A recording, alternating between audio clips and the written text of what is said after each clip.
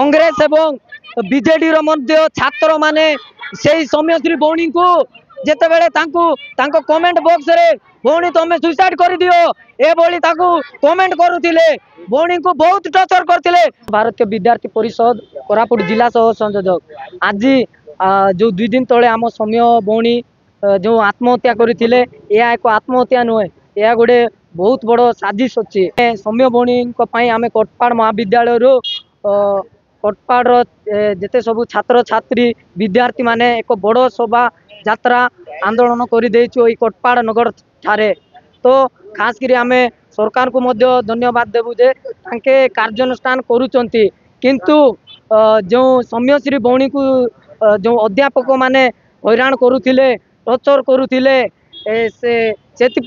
से आईआईसी को मध्य तांके कंप्लेन करथिले दाबी मध्य देथिले किंतु से आईआईसी कोनोसी कार्यानुष्ठान नहीं नांती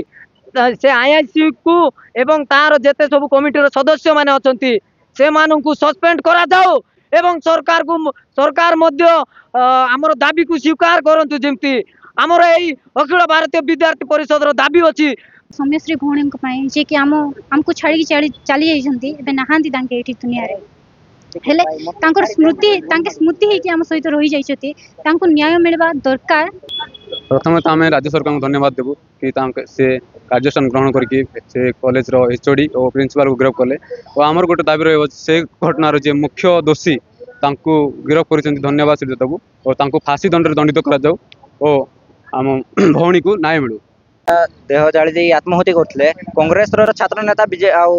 बीजेडी छात्र नेता जो कुंभीर कांदना कांदुचंती एबे तांके सेतबेले कुआडे जाइतले जेतबेले भौणी हमर करथले तांको ट्वीट करथले से एचओडी को मध्य सपोर्ट करथले आमर कांग्रेस छात्र नेता माने और बीजेडी छात्र नेता माने धन्यवाद हेले मध्य दृढ़ कार्य अनुष्ठान निया जाऊ आईसीसी मध्य कंप्लेन दिया जाइतला किंतु तांके